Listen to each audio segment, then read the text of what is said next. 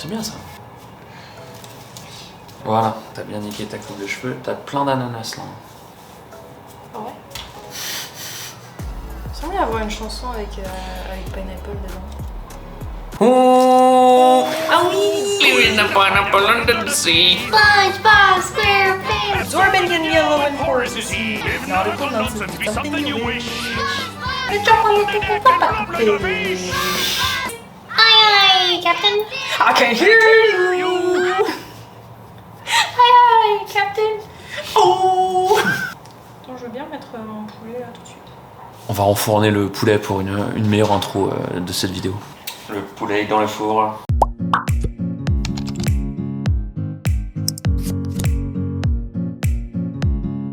Ouais, salut à tous, c'est Julie et Franck. Aujourd'hui, on voulait remettre un petit peu les choses au clair autour de l'entraînement pour les femmes. On voulait vous parler de 4 choses vraiment essentielles à connaître sur l'entraînement sur les femmes pour bien pouvoir programmer ses propres séances. En fait, déjà, le truc à comprendre, c'est qu'il y a un énorme problème autour de la communication. Aujourd'hui, on ne connaît que ce qui est communiqué sur les réseaux sociaux autour de l'entraînement pour les femmes, justement. Or, tout est business. Et donc, ce qui est communiqué, que ce soit sur Instagram, sur YouTube, sur Facebook, c'est uniquement ce qui va faire de l'audience, ce qui va rapporter de l'argent au final quelque part. Or, ce qui fait de l'audience, c'est pas forcément ce qui fonctionne réellement. Et vous pouvez prendre l'exemple, tapez vous-même sur YouTube en fonction de votre propre algorithme, entraînement femme, uniquement ces 2 mots et regardez les 20 premières vidéos qui vont sortir et vous allez vous retrouver uniquement sur de l'entraînement au poids de corps ou avec du petit matériel, des petits élastiques, des bouteilles d'eau, enfin rien vraiment très sérieux. Et c'est vraiment le cercle vicieux justement qui se retrouve autour de la communication, c'est que vous allez chercher des choses que vous pensez aller chercher. Non, ça veut rien dire cette phrase. Boring. Et c'est vraiment ça le gros problème qui est autour de cette communication, c'est qu'on retrouve sur les réseaux sociaux ce que les gens viennent chercher et non pas ce qui fonctionne réellement sur eux. Et aujourd'hui, on va vous donner non pas des entraînements directement, mais 4 choses vraiment à savoir sur l'entraînement féminin. Alors du coup, premièrement, nous avons tendance à être moins des baltringues, des fragilus baptilus. En fait, je vais parler tout seul. La première chose à savoir, c'est que les femmes ont tendance à mieux récupérer que les hommes et à moins subir l'endurance que les hommes. En gros, de certaines études, il en ressort que les femmes ont tendance à moins subir certains types d'efforts et mieux récupérer entre certains efforts. Après, je tiens à souligner que ce sont des généralités qu'on va balancer et qu'il y a toujours le cas, l'exception justement, qui va confirmer cette règle-là. Mais dans une généralité, les femmes ont tendance à avoir besoin de moins de temps entre 2 séances pour récupérer par rapport aux hommes et les femmes ont tendance à mieux tolérer certains efforts d'endurance. Et oui, monsieur. Du coup, à chaque fois qu'on aborde une de ces 4 idées qui sont à nos yeux très importantes, on va vous dire une conclusion à en tirer. Et là, la conclusion à en tirer pour cette idée-là, c'est que le public féminin peut, s'il le fait de manière assez progressive, faire vraiment monter le volume de ses séances, donc le nombre de séries et le nombre de répétitions, de manière assez élevée, et surtout augmenter aussi la fréquence de leur entraînement. Encore une fois, c'est de manière progressive, mais petit à petit, on peut aller sur des fréquences assez élevées d'entraînement sur un public féminin. C'est quoi la deuxième chose? Très bien. Et la troisième? Petite question, rien à voir. Qui, dans cette communauté, connaît cette chanson? Je vais mettre quelqu'un Fighty. Obligé. Bon, on va pas la passer complète. Voilà, grosse fierté. Les femmes ont tendance à posséder moins de muscle. Bien, comme je vous le disais, se droguer c'est mal. Il ne faut pas vous droguer. Ça paraît un peu obvious, mais pourtant, c'est formel, c'est clair. C'est que les femmes ont tendance à avoir moins de muscles que les hommes. Donc la première raison, elle est hormonale. Ça fait que les femmes vont avoir moins de masse musculaire et surtout plus de mal à en développer. Et ce qui crée, en gros, le premier gros problème qu'on va retrouver dans les entraînements chez les femmes, c'est qu'elles prennent le problème dans le mauvais sens. C'est-à-dire que la masse musculaire est donc un point faible chez les femmes, entre guillemets, parce qu'elles ont tendance à moins en avoir, et la logique voudrait qu'elles cherchent à en développer plus du coup pour compenser ce point faible. Or c'est tout le contraire, on va se retrouver avec un public féminin qui a tendance à éviter l'hypertrophie, le gain de masse musculaire, ou car elles pensent que elles vont prendre du muscle trop rapidement.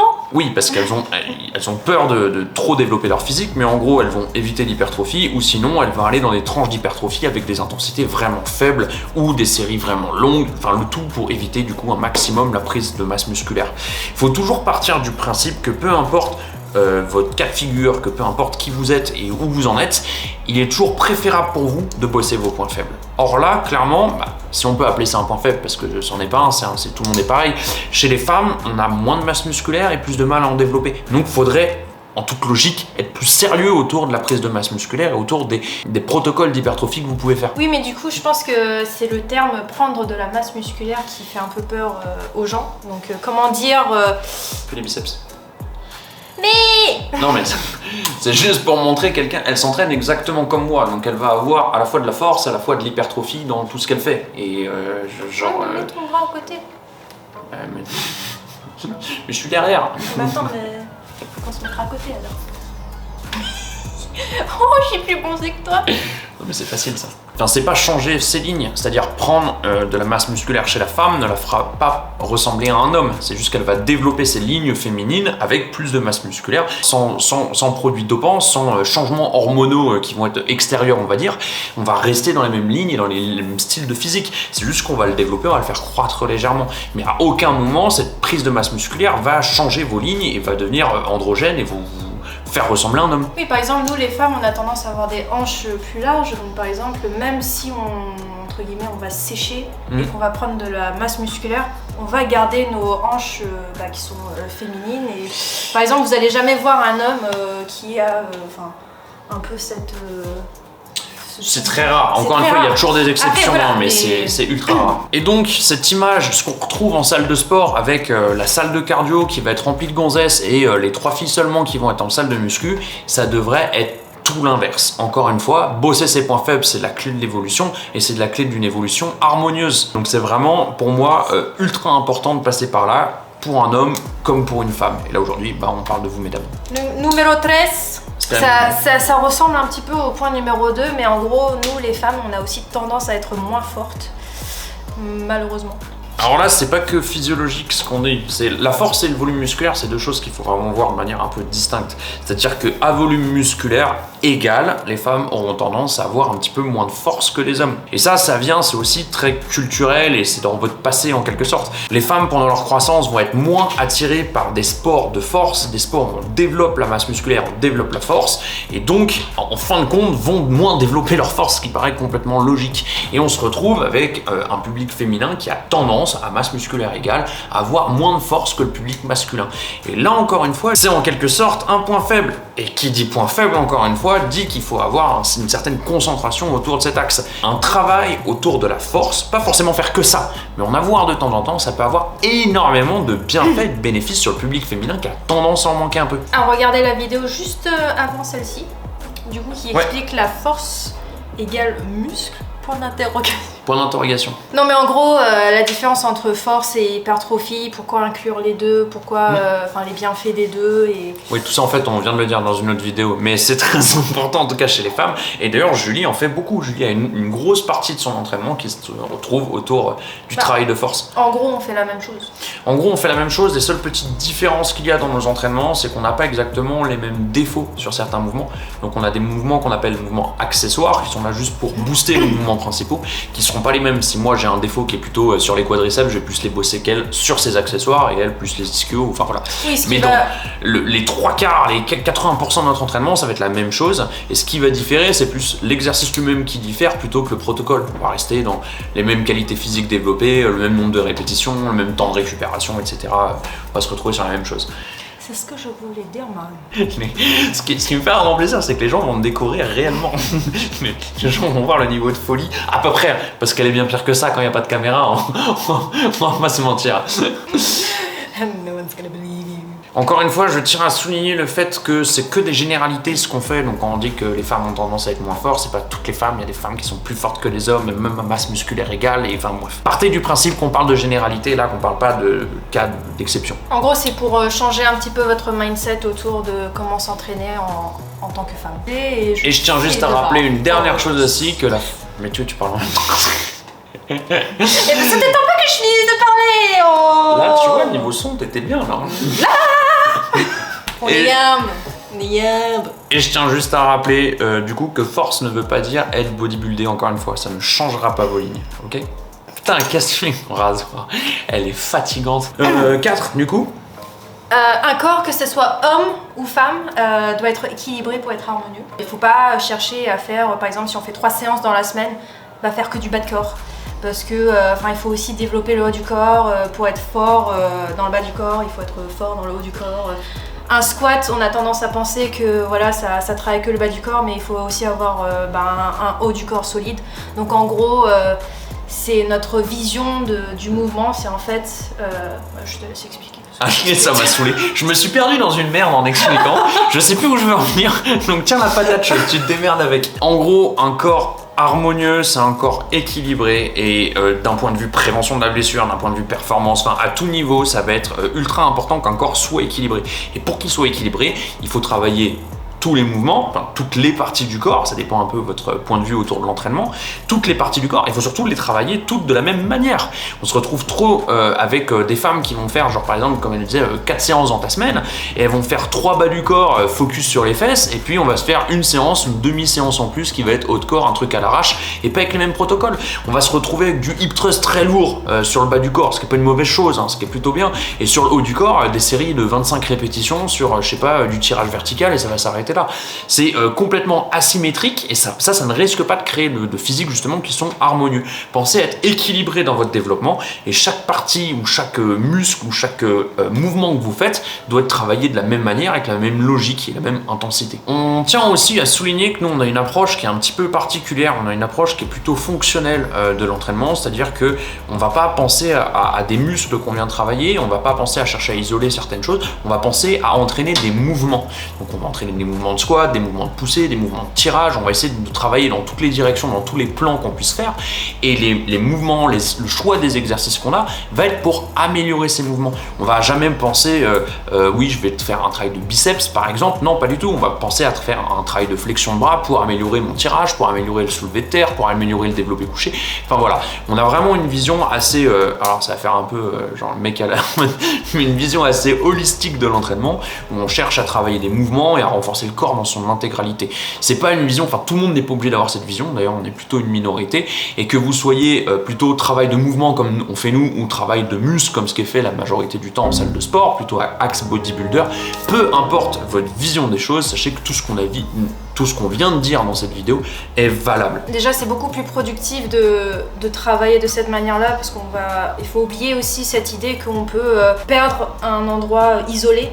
Donc en gros, travailler l'ensemble du corps pour avoir un physique athlétique qui est capable de faire plein de choses. Enfin, trouver un équilibre pour être harmonieux partout. Et qui est harmonieux, un physique où on est fort dans toutes les dimensions, dans tous les axes. Esthétiquement aussi, ça va être aussi harmonieux, ça va être équilibré. Un physique équilibré dans la performance sera équilibré aussi dans l'esthétisme. Et donc en fait tout se rejoint à partir du moment où on a cette vision. Après on n'est pas là pour essayer de l'inculquer, c'est pas du tout le sujet de cette vidéo là.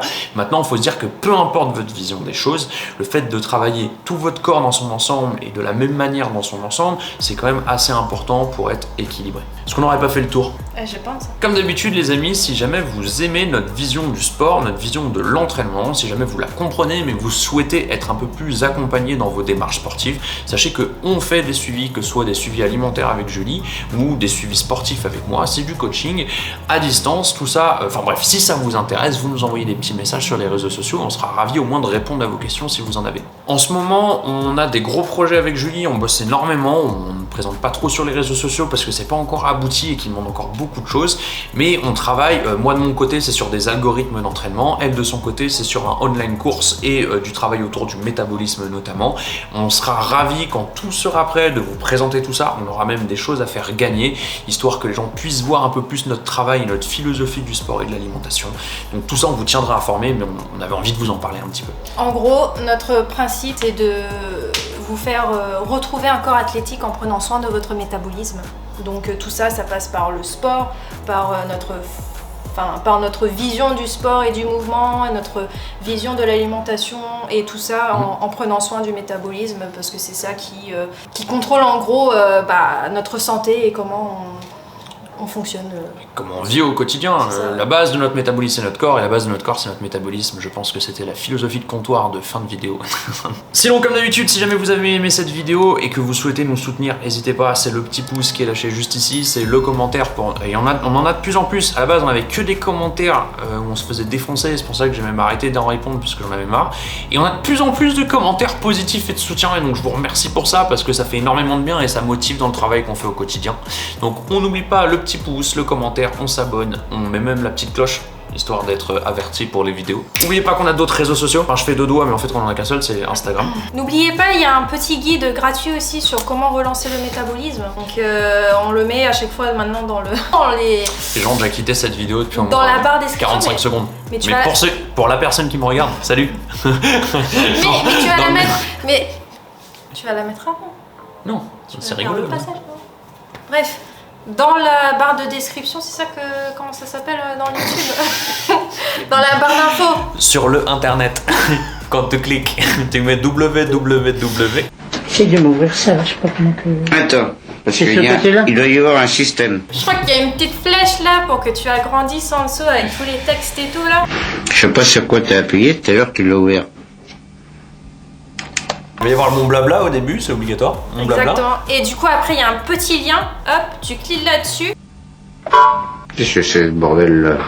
Tu mets ton petit mail. On n'envoie pas de spam ou de quoi que ce soit, mais il faut bien avoir un mail pour pouvoir vous l'envoyer. Donc voilà, mettez ça. Et après, vous allez recevoir un guide avec 5 étapes pour relancer votre métabolisme. Car c'est très intéressant quand même. Argument le plus vendeur. À la semaine prochaine, les Fit Girls! Salut tout le monde. Yeah!